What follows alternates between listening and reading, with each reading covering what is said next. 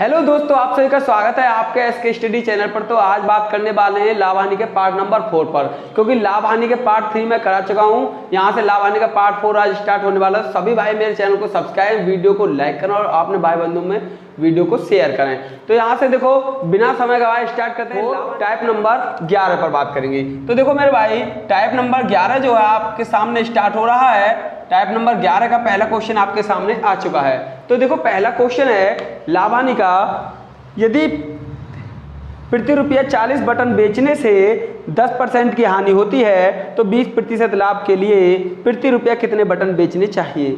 तो मेरे भाई बहुत ही शॉर्ट ट्रिक के साथ आपको क्वेश्चन कराऊंगा। मैंने पहले ही आपसे कहा था टाइप वाइज ही क्वेश्चन होने वाले हैं। तो यहाँ से देखिए पहला क्वेश्चन आपके सामने आएगा। तो देखो किस तरीके से सॉल्व करोगे आप। आपको कुछ ज़्यादा नहीं करना, आपको जितना भी है 40 बटन बेचने पर 1 रुपये की बात चल रही है। यदि 5 रुपए की बात होती तो क्या करते, 5 से भाग। यदि 1 रुपए के 40 है तो 1 से भाग, मतलब कि 40 की वैल्यू आपके सामने आ जाएगी। इसी तरीके से बात करते हैं। देखो ये कह रहा है कि यहाँ से 10% की हानि होती है। आपको कुछ नहीं करना, बस 10% की जो भी हानि हो रही है आप यहाँ रखोगे और यहाँ से 20% लाभ के लिए बोल रहा तो उसे रखोगे नीचे। मतलब पहली क्वालिटी गुणा में नीचे, दूसरी क्वालिटी भाग में आपको ले लेनी है। इसी तरीके से बात करेंगे। देखो 30 3 90 है और 3 चौक 12। यहाँ से देखो 4 10 40, 10 तिया 30 बटन जो आपको होंगे। यहाँ से आंसर हो जाएगा 30 बटन प्रति रुपया। तो प्रति रुपया की बात करें तो आंसर आ जाएगा 30 बटन। इसी तरीके से देखो एक और क्वेश्चन आपके सामने आ चुका है। इसका सेकंड क्वेश्चन जल्दी से जल्दी सॉल्व करें मेरे भाई। सेकंड क्वेश्चन है 1 रुपया में 17 नींबू बेचने से एक फल विक्रेता को 20% का लाभ होता है। यदि उसे 15% की हानि हुई हो तो वह नींबू किस दर से बेचेगा। तो मेरे भाई देखो सेकंड क्वेश्चन है 17 नींबू बेचने से। आपको पता है कि यहाँ से 20% का लाभ होता है। आपको कुछ नहीं करना, जो भी कह रहा है वो रखते जाओ और सेकंड जो होगी डिजिट वहाँ से आप दोगे भाग। जैसे कि यहाँ से कह रहा है कि 15% की हानि हुई हो तो यहाँ से देखो 15% की हानि कर दूँ, बचेगा हमारे पास 85%। 17 पंजे 85 और 5 6 देखो यहाँ से 24 पंजे 120, मतलब कि 24 नींबू जो आपका आंसर आ जाएगा मेरे भाई। 24 नींबू आंसर आ जाएगा। इसी तरीके से देखो सेकंड क्वेश्चन भी आपके सामने 12 का पहला क्वेश्चन आपके सामने आ चुका है। जल्दी से जल्दी सॉल्व कर मेरे भाई और कमेंट बॉक्स में अपना आंसर दें।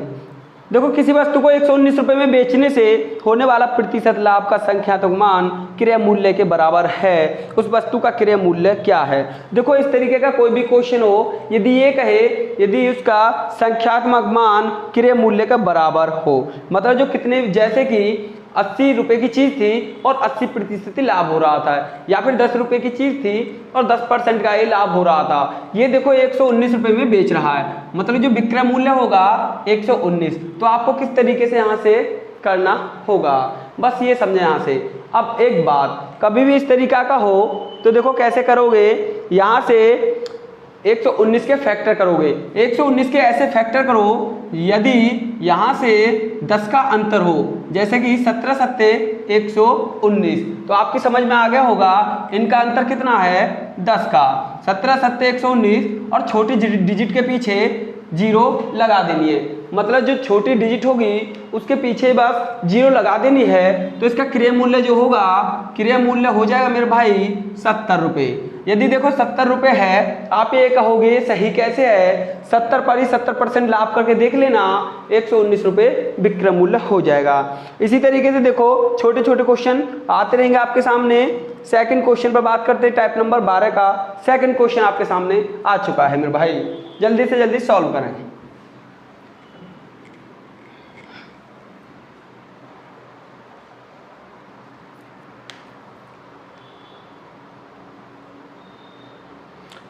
देखो इसी तरीके से यदि लाभ हो रहा है तो यहाँ से 10 का अंतर होना चाहिए और यहाँ से देखो हानि हो रही है। जैसे कि सेकंड क्वेश्चन, किसी वस्तु को 16 रुपये में बेचने से हुई प्रतिशत हानि का संख्यात्मक मान क्रय मूल्य के बराबर है। उस वस्तु का क्रय मूल्य क्या है। तो मेरे भाई आपको 16 रुपये आ चुके हैं और देखो 16 रुपये विक्रय मूल्य है, मतलब कि जितना उसका क्रय मूल्य है उतनी प्रतिशत की हानि हो रही है। तो आपको किस तरीके से क्वेश्चन बनाना है। हानि की बात करें, जैसे कि अभी लाभ की बात चल रही थी तो हमने 10 का अंतर लिया था।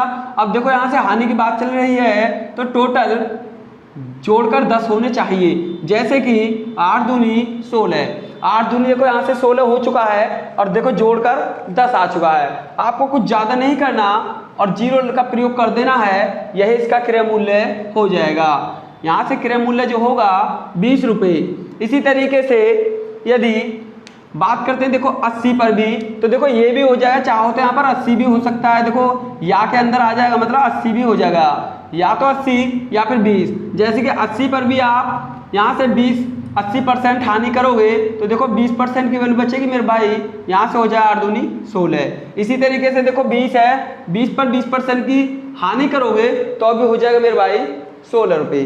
तो इसी तरीके से इसका 80 या 20, इसी तरीके से या फिर उसमें एक ऑप्शन होगा 80 या फिर 20। यदि एक ऑप्शन हो तो आप डायरेक्ट उसे लगा दोगे, अन्यथा 2 होंगे तो यहाँ से आंसर हो जाएगा। इसी तरीके से टाइप 12 भी देखो मेरे भाई हो चुका है। तो सभी भाइयों से अनुरोध है कि हमारे वीडियो को स्किप ना करें और चैनल को सब्सक्राइब करें, अपने भाई बंधुओं में भाई शेयर करें। टाइप नंबर 13 का पहला क्वेश्चन आपके सामने आ चुका है। टाइप नंबर 13 का पहला क्वेश्चन, 20% तथा 10% क्रमिक बट्टे के समतुल्य बट्टा क्या है। आपको देखो इस तरीके से क्वेश्चन कोई भी हो तो कैसे करना है ये समझे। यहाँ से देखो, यहाँ से 20% का बट्टा पहला, फिर प्लस कर दो उसे 10% का बट्टा, और फिर देखो माइनस का प्रयोग करोगे और 10 गुणा 20 सॉरी मतलब कि 10 गुणा 20 हो गई मेरे भाई, और बटे 100, मतलब इन दोनों की गुणा और 100 से भाग। देखो यहाँ से हो जाएगा 0 से 0, 0 से 0, 20 और 10 30%। देखो यहाँ पर आ गया और माइनस के हो गए यहाँ से 2%। तो जो हानि आएगी मेरे भाई 28%। मतलब कि समतुल्य बट्टा जो होगा इसका कितना हो जाएगा मेरे भाई, 28% की यहाँ से बाट का प्रयोग होगा, 28%। इसी तरीके से देखो एक और क्वेश्चन लेते हैं। सेकंड क्वेश्चन इसी का आपके सामने आ चुका है, जल्दी से जल्दी सॉल्व कर मेरे भाई।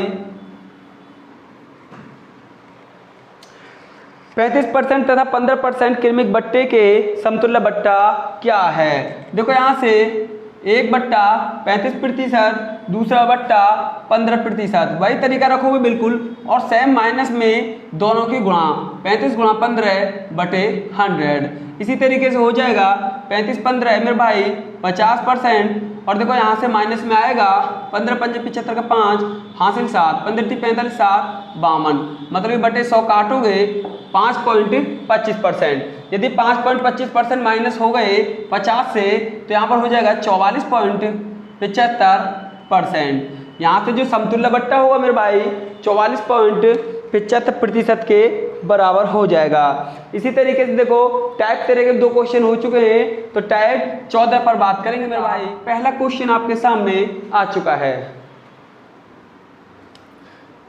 याद नहीं रही मेरे भाई टाइप लिखने की, लेकिन आप समझें। यहाँ से टाइप 14 का पहला क्वेश्चन है, एक पंखे का अंकित मूल्य 800 रुपये है तथा यह 10% और 5% के क्रमिक बट्टे पर उपलब्ध है, कोई ग्राहक उसे कितने रुपए में खरीदेगा। तो देखो आपको किस तरीके से करना है। एक तरीका तो ये देखो सादा सा है, कर सकते हो आप यहाँ से, जैसे कि 800 रुपये में है क्रमिक, उसका जो क्रय मूल्य अंकित मूल्य है 800 रुपये है, एक 10% का बट्टा मतलब 90/100%। देखो यहाँ से 90% की वैल्यू, एक 5% का बट्टा 95/100 यहाँ से हो जाएगा मेरे भाई।